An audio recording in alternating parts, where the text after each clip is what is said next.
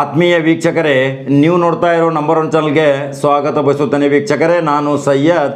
ಇವತ್ತು ಕರ್ನಾಟಕ ರಾಜ್ಯಾದ್ಯಂತ ಮಿಂಚಿನ ಸಂಚಾರ ಕೈಕೊಂಡು ಅನೇಕ ಸಾಮಾಜಿಕ ಚಟುವಟಿಕೆಗಳನ್ನು ತೆಗೆದುಕೊಂಡು ಎಲ್ಲರ ಜನರ ಕಷ್ಟ ನಷ್ಟಗಳಿಗೆ, ನೋವು ನಲಿವುಗಳಿಗೆ ಸ್ಪಂದಿಸಿ ಇವತ್ತು ಬೆಳಗಾವಿ ಜಿಲ್ಲೆಯಲ್ಲಿ ಒಂದು ಧ್ರುವ ತಾರೆಯ ನಕ್ಷತ್ರಳಾಗಿ ಬೆಳೆಯುತ್ತಿರುವ ಪ್ರಿಯಾಂಕಾ ಸತೀಶ್ ಜಾರಕಿಹೊಳಿಯವರ ಬಗ್ಗೆ ಹೇಳಲಿಕ್ಕೆ ಬಂದಿದ್ದೇನೆ. ವೀಕ್ಷಕರೇ, ಅವರು ಮೊದಲ ಬಾರಿಗೆ ಇವತ್ತು ರಾಜ್ಯದ ಬೃಹತ್ ಪ್ರಮಾಣದ ರಾಜನಹಳ್ಳಿಯ ಜಾತ್ರಾ ಮಹೋತ್ಸವದಲ್ಲಿ ನಮ್ಮ ಮಾಧ್ಯಮ ಮಿತ್ರರ ಜೊತೆ ಮೊದಲನೆಯ ಬಾರಿಗೆ ಎಷ್ಟು ಧೈರ್ಯದಿಂದ, ಎಷ್ಟು ನಿರಗ್ರಳವಾಗಿ ತಮ್ಮ ಸಾಮಾಜಿಕ ಚಟುವಟಿಕೆ, ತನ್ನ ತಂದೆ ಹಾಕಿಕೊಟ್ಟ ಮಾರ್ಗದರ್ಶನದಂತೆ ತನ್ನ ತಂದೆ ತೋರಿಸಿದ ಒಂದು ರಾಜಕೀಯ ಚಟುವಟಿಕೆಯಲ್ಲಿ ಅವರು ಆದೇಶ ನೀಡಿದರೆ ನಾನು ಸರ್ವರ ಪ್ರೀತಿ ಪ್ರಶಂಸೆಗೆ ಪಾತ್ರಳಾಗಿ ಇವತ್ತು ಜನಮನ ಗೆಲ್ಲುತ್ತೇನೆ ಅಂತ ಏನು ಮಾತಾಡಿದ್ದಾರೆ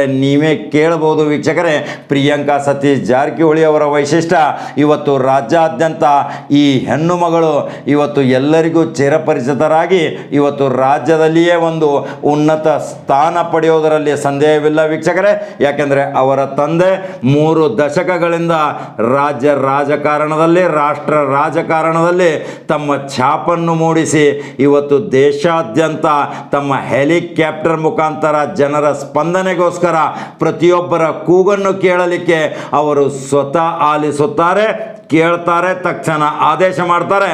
ಅವರ ಸಿಂಪಲ್ ರಾಜಕೀಯ ಬದುಕು, ಅವರು ನಡೆಯುತ್ತಿರುವ ದಾರಿ, ಅನೇಕ ಸಂಘ ಸಂಸ್ಥೆಗಳ ಜೊತೆ ನಿಕಟ ಸಂಪರ್ಕ ಇಟ್ಕೊಂಡು ಸರ್ವರ ಜೊತೆ ಸಮಪಾಲು ಸರ್ವರಿಗೆ ಸಮಬಾಳು ಎಂಬ ವಾಕ್ಯದೊಂದಿಗೆ ಇವತ್ತು ತುಂಬ ಸಾದಾ ಸೀದಾ ರಾಜಕಾರಣಿ ಸತೀಶ್ ಜಾರಕಿಹೊಳಿ ಅವರ ಬಗ್ಗೆ ತುಂಬ ಹೆಮ್ಮೆಯಿಂದ ಹೇಳಬೇಕಾಗತ್ತೆ. ವೀಕ್ಷಕರೇ, ಇವತ್ತು ರಾಜಕಾರಣದಲ್ಲಿ ನೀವು ನೋಡಿರ್ಬೋದು ವೀಕ್ಷಕರೇ, ಕೇವಲ ಸ್ವಲ್ಪ ಅಲ್ಪದಿಂದ ಇವತ್ತು ಐಷಾರಾಮಿ ಜೀವನಕ್ಕೆ ಮಾರು ಹೋಗಿ ತಕ್ಷಣವೇ ಬಂದು ತಕ್ಷಣವೇ ಮಾಯವಾಗುತ್ತಾರೆ.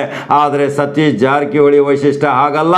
ಇವರು ಸಾವಿರಾರು ಕೋಟಿ ಸರ್ದಾರರು ಇದ್ದರೂ ಸಹಿತ ಇವರ ನಡೆ ನುಡಿ, ಇವರ ಮಾತುಗಳು ಮೌನ, ಬುದ್ಧ ಬಸವ ಅಂಬೇಡ್ಕರ್ ಇಂಥ ತತ್ವ ಸಿದ್ಧಾಂತದೊಂದಿಗೆ, ಮಾನವ ಬಂಧುತ್ವ ವೇದಿಕೆಯೊಂದಿಗೆ ರಾಜ್ಯ ಮತ್ತು ರಾಷ್ಟ್ರ ರಾಜಕಾರಣದಲ್ಲಿ ತಮ್ಮ ಬೆಳಕನ್ನು ಚೆಲ್ಲಿ ಇವತ್ತು ತಮ್ಮ ಸುಪುತ್ರಿ ಮತ್ತು ಸುಪುತ್ರರನ್ನು ಸಹಿತ ತನ್ನ ಸಾಮ್ರಾಜ್ಯವನ್ನು ಮುಂದುವರಿಸಿಕೊಂಡು ಹೋಗಲಿಕ್ಕೆ ಒಂದು ಸಾರಥಿಗಳನ್ನಾಗಿ ತಯಾರು ಮಾಡಿದಂಥ ಸತೀಶ್ ಜಾರಕಿಹೊಳಿ ಅವರು ಇವತ್ತು ಪ್ರಿಯಾಂಕಾ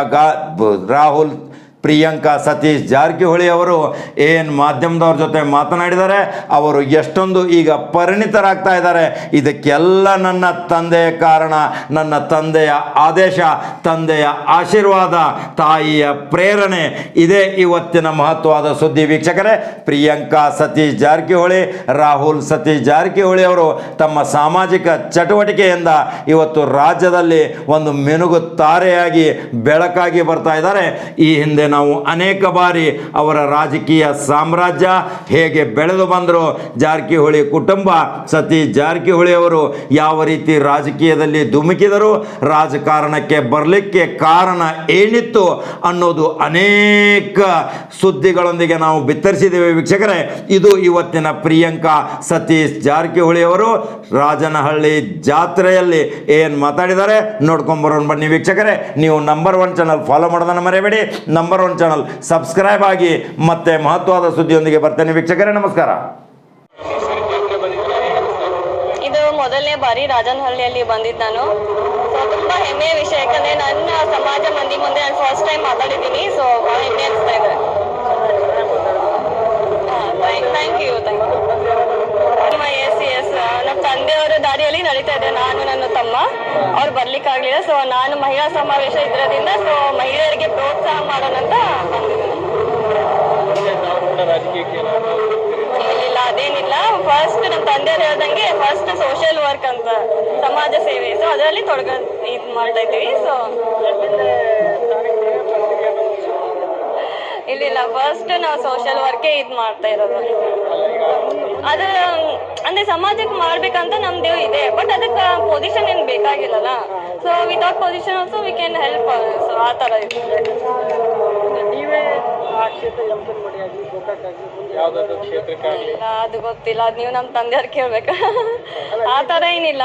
ನೀವೇನು ಹೇಳ್ತೀರಿ ಮೇಡಮ್? ನಮ್ಗೆ ಆಸೆ ಇದೆನಾ ತಾವು ರಾಜಕೀಯಕ್ಕೆ? ಆಸೆ ಅಂತ ಅದೇ ನಮ್ಮ ತಂದೆಯವ್ರು ಹೇಳ್ದಂಗೆ ನಾವೆಲ್ಲ ಮಾಡ್ಕೋತೀವಿ ಅಷ್ಟೇ. ತಂದೆಯವರು ಹೇಳಿದ್ರೆ ಅಂತೀವಿ ಅಷ್ಟೇ. ಮುಂದೇನಾದರೂ ಟಿಕೆಟ್ ಸಿಕ್ಕರೆ ಗೆಲ್ತೀರಾ ಮೇಡಮ್? ಯಾಕಂತಂದ್ರೆ ನಿಮಗೆ ಮುಂದೆ ಇಲ್ಲ, ಅದನ್ನ ಡಿಸ್ಕಸ್ ಮಾಡಿಲ್ಲ ನಾವು ಅದ್ರ ಬಗ್ಗೆ. ಸೊ ಈಗ ಕರೆಂಟ್ಲಿ ಸದ್ಯಕ್ಕೆ ಅಂದರೆ ಬರೀ ಸೋಷಲ್ ವರ್ಕ್, ಸೊ ಸಮಾಜ ಸೇವೆಲ್ಲ ಮಾಡ್ತೀವಿ. ಪ್ರಿಯಾಂಕಾ ಮತ್ತೆ ರಾಹುಲ್ ಅವರು ಓಡಾಟದಾಗ ಇಲ್ಲಿ ಬೆಳಗಾವಿಯಲ್ಲಿ ಪ್ರಿಯಾಂಕಾ ಮತ್ತು ಹೌದು, ಅದು ಹೆಸರು ಹಂಗೆ ಆಗಿಬಿಟ್ಟಿದೆ. ನಮ್ಮ ತಂದೆಯವರ ತಾಯಿಯವ್ರು ಇಟ್ಟಿದ್ದು. ಸೊ ಅದಕ್ಕೆ ಸಂಬಂಧ ಇಲ್ಲ. ಇಟ್ಸ್ ನಾಟ್ ಕಾಂಗ್ರೆಸ್ ಅಂತ ಹಂಗೇನಿಲ್ಲ. ಸೊ ಅದು ಮೊದಲೇ ಇತ್ತು. ಇಲ್ಲ ಆಗತ್ತಾನೆ ಇಲ್ಲ. ನಾನು ಹೇಳಿದಲ್ಲ, ಓನ್ಲಿ ಸೋಷಲ್ ವರ್ಕ್ ಈಗ, ಮತ್ತೆ ಸ್ವಲ್ಪ ಬಿಸ್ನೆಸ್ಸಲ್ಲಿ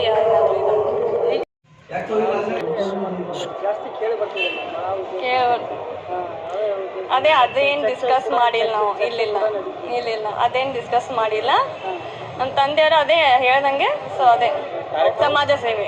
ಕಾರ್ಯಕ್ರಮಕ್ಕೆ ತಂದೆಯವರು ಹೇಳಿದ್ರ ಈ ಕಾರ್ಯಕ್ರಮ ಎಸ್ ಅವ್ರು ಹೇಳಿದ್ದು ಹೋಗು ಅಂತ. ಅವಕಾಶ ಸಿಕ್ಕರೆ ರಾಜಕೀಯಕ್ಕೆ ಬರ್ತೀವಿ. ನೋಡೋಣ. ನೋಡ್ಬೇಕು ಇನ್ನು ಅವ್ರು ಹೇಳ್ದಂಗೆ. I can't say it's too early to say ನಾವು. ನೆಕ್ಸ್ಟ್ ಬೆಳಗಾವಿ ಲೋಕಸಭಾ ಇದೆ ಓಡಾಡ್ತಾ ಇದ್ದಾರೆ ಜಾಸ್ತಿ ಕ್ಷೇತ್ರದಲ್ಲಿ. ತಂದೆಯವ್ರಿಗೆ ಟಿಕೆಟ್ ಸಿಗುತ್ತಾ ಅಂತ ಅದಕ್ಕೆ ಜಾಸ್ತಿ ತಾವೇ ಇಲ್ಲ, ಅದ್ರ ಬಗ್ಗೆ ಏನು ಗೊತ್ತಿಲ್ಲ. ಒಟ್ಟು ಈಗ ಸಮಾಜ ಸೇವೆ ಅಂತ ತೊಡಗಂದೀವಿ. ಸೊ ಅದೇ ಮಾಡ್ತೀವಿ ನಾವು. ಹೇಳಿದ್ರೆ ಬದ್ಧವಾಗಿರ್ತೀರಾ? ಎಸ್ ಯಾವಾಗಿಂದ ಓಡಾಡ್ತಾ ಇದ್ರಿ ಮೇಡಮ್? ಈಗ ಜಸ್ಟ್ ಒಂದು 4 months ಆಯಿತು. ಹಾಂ, ಈಗ ನನ್ನ ಗ್ರ್ಯಾಜುಯೇಷನ್ ಕಂಪ್ಲೀಟ್ ಆಯಿತಾ. ಸೊ ಈಗ ಐ ಆಮ್ ಫ್ರೀ ನಾವು. ಸೊ ಎಲ್ಲ ಕಡೆ ಅಡ್ಡಾಡ್ತಾ ಇದ್ದೀವಿ. ಸಾರಿ, ಬ್ಲಡ್ ಎಲ್ಲ ಆಯ್ತಲ್ಲ? ಹಾಂ ಎಸ್ ಹೌದು. ಅವಾಗೆಲ್ಲ ಚೆಕ್ ಅದು ವಿತರಣೆ ಎಲ್ಲ ನಾವು ಮಾಡ್ತಾ ಇದ್ದೀವಿ. ಅವ್ರು ಜಾಸ್ತಿ ಅಡ್ಡಾಡೋಕ್ಕಾಗಲ್ಲಲ್ಲ. ಸೊ ರೆಸ್ಪಾನ್ಸಿಬಿಲಿಟಿ ಜಾಸ್ತಿ ಅದ. ಸೊ ಅದಕ್ಕೆ ನಾವೇ ಎಲ್ಲ ಸ್ವಲ್ಪ ಭಾರ ಕಮ್ಮಿ ಮಾಡ್ತಾ ಇದ್ದೀವಿ. ಟ್ರೈನಿಂಗ್ ಪೊಲಿಟಿಕಲ್ ಇದ್ದಿಲ್ಲ, ಪೊಲಿಟಿಕಲ್ಗೆ ಸಂಬಂಧಿಸಿದ್ದು ಧಾರ್ಮಿಕ ಕಾರ್ಯಕ್ರಮ, ಸಮಾಜದಲ್ಲಿ ಜಾಗೃತಿ ಮೂಡಿಸುವಂಥ ಕಾರ್ಯಕ್ರಮ. ಪೊಲಿಟಿಕಲ್ ಇದಕ್ಕೂ ಯಾವುದೇ ಸಂಬಂಧ ಇಲ್ಲ. ಅಲ್ಲ, ಈ ಬಾರಿ ಆದರೂ ಕೂಡ ಸಮಾಜಕ್ಕೆ 7.5 ಮೀಸಲಾತಿ ದೊರಕುತ್ತೆ ಅನ್ನೋಂಥದ್ದು. ಅದು ಇತ್ಯಾದಿ ಯಾವ್ದು ಹೋರಾಟ ಮಾಡ್ತಾನೆ ಇದ್ದೀವಿ. ನೋಡೋಣ, ನಾಳೆಗೆ ಎಲ್ಲರೂ ಕೂಡ ಏನು ನಿರ್ಣಯ ಮಾಡ್ತಾರೆ. ಅದ್ರ ಪ್ರಕಾರ ಮುಂದೆ ನಮ್ಮ ನಡೆ ಇರ್ತದೆ. ಅಲ್ಲ, ಕಳೆದ ಬಾರಿ ಜಾತ್ರೆಯಲ್ಲೂ ಕೂಡ ಯಡಿಯೂರಪ್ಪನವರು ಘೋಷಣೆ ಮಾಡ್ತೀವಿ ಅಂತ ಹೇಳಿದ್ರು. ಬಟ್ ಇಲ್ಲಿ ತನಕ ಕೂಡ ಕಾಯ್ಬೇಕಾಗಿತ್ತು ಸಮಾಜ ಅಂತ. ಅವರು ಅದು ಕಳೆದ ಹೇಳಿದ್ರು. ಅದು ಕೂಡ ತಂದೆಯವರಿಗೆ ಒತ್ತಡ ಹೇಳಬೇಕಾಗಲ್ಲ. ಸರ್ಕಾರ ಅಂದಮೇಲೆ ಹತ್ತದೇ ಅಂತ ಇತಿಮಿತಿ ಇರ್ತದೆ. ಕಾದು ನೋಡೋಣ. ಅದು ಕೂಡ ನಮ್ಗೆ ಬೇಕೇ ಬೇಕಾದ ಭರವಸೆ ಕೊಟ್ಟಿದ್ರು ಸರ್. ಏನಾದರೂ ಮುಖ್ಯಮಂತ್ರಿಗಳೇನಾದರೂ ಪ್ರಯತ್ನ ಮಾಡಿದ್ರೆ ಆಗ್ತಿತ್ತಾ ಅಂತ? ಇಲ್ಲ, ಇನ್ನೂ ಅವಕಾಶ ಇದೆ. ಏನು ಹತಾಶೆ ಆಗುವಂಥ ಅವಶ್ಯಕತೆ ಇಲ್ಲ. ಇನ್ನೂ ಅವಕಾಶ ಇದೆ. ಕಾದು ನೋಡೋಣ. ಭಾಳ ದಿನಗಳ ಬೇಡಿಕೆ ಇದೆ. ವಿಳಂಬ ಆದರೂ ಪರವಾಗಿಲ್ಲ, ನಮಗೆ ನ್ಯಾಯ ಸಿಗುತ್ತೆ. ಏನಾದ್ರು ಮಾಡ್ತಿದ್ದಾರೆ ಸರ್ ಹೀಗೆ? ಸರ್ಕಾರದಲ್ಲಿ ಬೇರೆ ಬೇರೆ ಸಮಸ್ಯೆಗಳು ಇದ್ದೇ ಇರುತ್ತೆ. ಯಾವುದೇ ಸರ್ಕಾರ ನಡೆಸೋರಿಗೆ ಅಷ್ಟು ತಕ್ಷಣ ಮಾಡಲಿಕ್ಕಾಗಲ್ಲ. ಟೈಮ್ ಕೊಟ್ಟಿದ್ದೀವಿ, ಸಾಕಷ್ಟು ಟೈಮ್ ಕೊಟ್ಟಿದ್ದೀವಿ, ಇನ್ನೂ ಕೊಡ್ತೀವಿ. ಅಲ್ಲ, ಸಮಾಜ ನಾಯಕರು ಕೂಡ ಜೊತೆಗಿದ್ದಾರೆ. ಅಲ್ಲಿ ಶ್ರೀರಾಮುಲು ಅವರು ಇದ್ದಾರೆ ಪಕ್ಷದಲ್ಲಿ, ರಮೇಶ್ ಜಾರಕಿಹೊಳಿ ಇದ್ದಾರೆ. ಅದು ಬೇರೆ ಅದ. ಅದಕ್ಕೆ ರಾಜಕೀಯ ಕಲ್ಪಲಿಕ್ಕೆ ಆಗಲ್ಲ. ನಮಗೆ ನ್ಯಾಯ ತಡವಾದರೂ ಕೂಡ ನಮ್ಗೆ ಸಿಗಲ್ಲ ಅಂತ ಅಷ್ಟೇ ಆಸೆ.